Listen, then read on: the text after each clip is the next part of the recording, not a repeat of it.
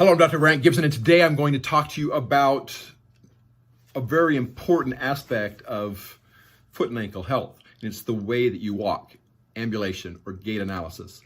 Gait analysis is basically the technique of watching how you walk and run to determine what exactly you are doing. And really, what it comes down to is a very simple process. The ideal way to walk is on the outside of the heel and roll to your big toe. Most of us don't do that. Some individuals land on the outside, roll all the way out, and then pronate or roll to the big toe just before they push off.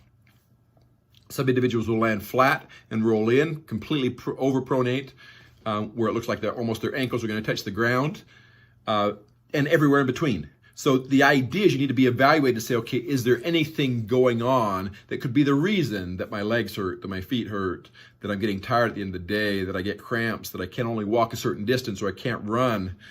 Any of those things that can actually give you an idea of why these things are happening. So with gait analysis, there are multiple different things that we're actually looking at. So you're being evaluated by someone that actually is talented so they can watch you walk up and down a hall a couple different times. You need to be walking. You can't stand there and get a true gait analysis. I even say sometimes on a treadmill, it's a little bit harder to get the exact way that you normally will walk. Now running, it's easier to do it. You can do it on a treadmill. It's actually a little bit easier because you're not moving away from the person as quickly.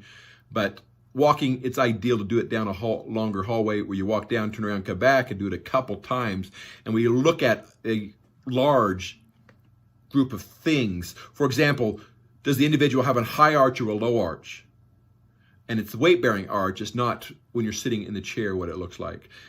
Does the patient walk in-toed with the toes turned in, like pigeon-toed, out-toed, or straight, rectus? What is the alignment of the legs on the foot? Are you bow-legged, or do you have the knees knocking, or something like that as you're walking? Is there a leg length difference? Did you know that some individuals will actually have enough of a leg length difference that they're changed the way they walk from one foot to the other? Is there an appropriate coordination of supination and pronation to make the foot function in the ideal position, landing on the outside and rolling to the big toe? So you supinate on heel strike and pronate throughout gait to toe off. How does the foot function throughout gait?